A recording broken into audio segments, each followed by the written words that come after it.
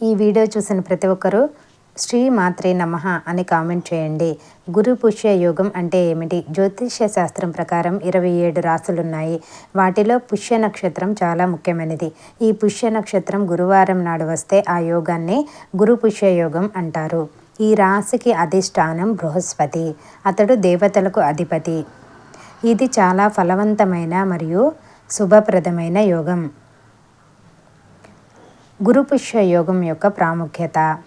గురుపుష్య నక్షత్రాన్ని బృహస్పతి మరియు కర్మగ్రహమైన శని పరిపాలిస్తారు. ఈ నక్షత్రం ఏ విధమైన శుభకార్యమైనా చేయడానికి చాలా అనుకూలమైనదిగా పరిగణించబడుతుంది. ఈ రోజున ఏదైనా కొత్త వస్తువులు, కారు, ఆస్తులు, ఆభరణాలు కొనుగోలు చేయడం మంచి ఫలితాలను ఇస్తుంది. దీంతోపాటు ఈరోజు ప్రత్యేకంగా లక్ష్మీ విష్ణు పూజలు చేయడం చాలా మంచిది.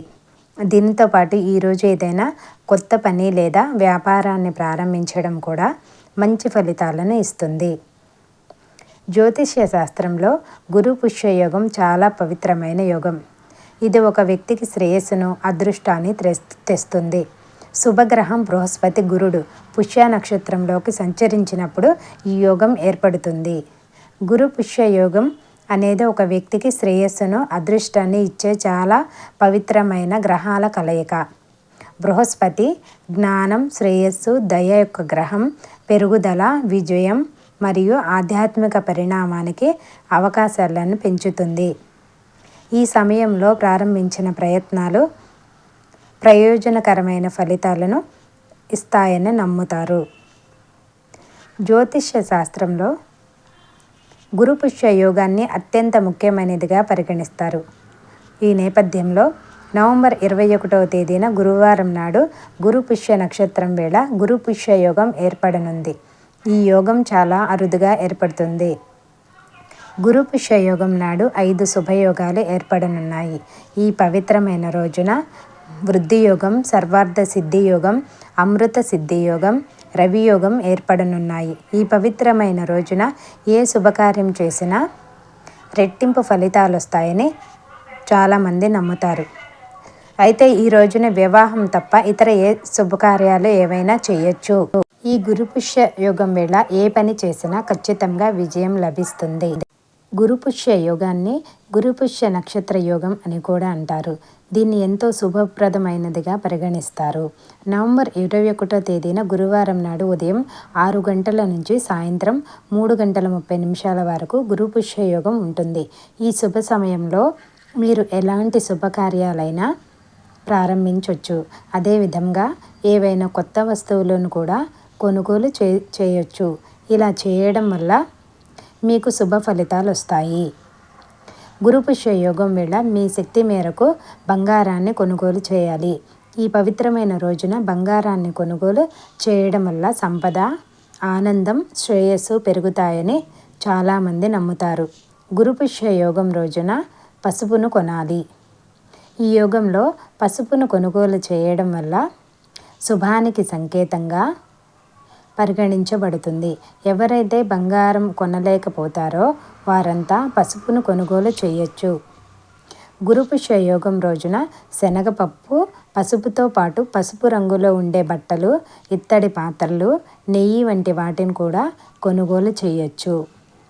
గురుపుష్య యోగం నాడు బంగారం లేదా వెండి నాణేలను కొనడం వల్ల మీ జీవితంలో పురోగతి లభిస్తుంది. గురుపుష్య యోగం సమయంలో గురు ప్రభావం ఎక్కువగా ఉంటుంది. కాబట్టి ఈ పవిత్రమైన రోజున మీరు మతపరమైన పుస్తకాలను కొనుగోలు చేయొచ్చు. దీనివల్ల మీరు ఖచ్చితంగా ప్రయోజనం పొందుతారు. ఇలా చేయడం వల్ల వ్యక్తికి బృహస్పతి అనుగ్రహం లభిస్తుంది. సంపద, శ్రేయస్సు పెరుగుతాయి. మీ జాతకంలో గురుస్థానం బలహీనంగా ఉంటే గురుపుష్య యోగం రోజున బ్రహ్మ ముహూర్తంలో నిద్ర లేచి స్నానం చేసి విష్ణుమూర్తితో పాటు లక్ష్మీదేవిని ఆరాధించాలి. అనంతరం విష్ణు సహస్రనామం పారాయణం చేసి కుంకుమ, పప్పులను దానం చేయాలి. మీ నుదుటిపై కుంకుమ తిలకాన్ని రాయాలి. ఈ రోజున ఎవరి దగ్గర రుణాలు తీసుకోవద్దు, లేదంటే ఆర్థికపరమైన ఇబ్బందులను ఎదుర్కోవాల్సి వస్తుంది. గురుపుష్య యోగం రోజున శ్రీ సూక్త పారాయణం చేయడం వల్ల లక్ష్మీదేవిని త్వరగా ప్రసన్నం చేసుకోవచ్చు. ఈ పవిత్రమైన రోజున లక్ష్మీదేవిని పూజించడం వల్ల విశేష ఫలితాలు వస్తాయి. ఈ రోజున ఉపవాసం ఉండడం వల్ల మీ జీవితంలోని ప్రతి రంగంలోనూ విజయం సాధిస్తారు.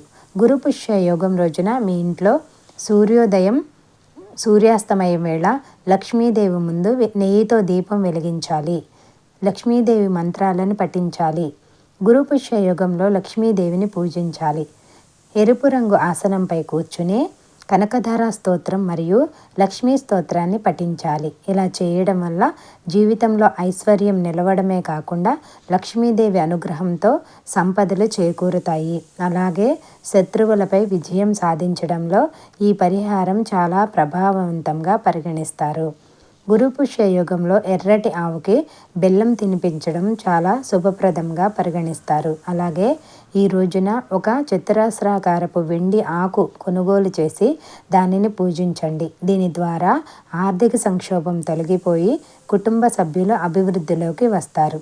ఈ రోజున కొనుగోలు చేసిన వస్తువులు రెట్టింపు అవుతాయని నమ్ముతారు. గురు పుష్య యోగంలో రావి వృక్షాన్ని పూజించిన తర్వాత విష్ణుమూర్తిని, లక్ష్మీదేవిని పూజించండి. విష్ణు సహస్రనామం, కనకధార స్తోత్రాన్ని పఠించండి. ఇలా చేయడం వల్ల అసంపూర్తిగా ఉన్న పనులన్నీ పూర్తవుతాయి. మీ ఆకర్షణ గణనీయంగా పెరుగుతుంది. అప్పుల ఊబి నుండి బయటపడతారు. ఈ వీడియో కనుక మీకు నచ్చినట్లయితే please like, share and subscribe my channel. Thank you.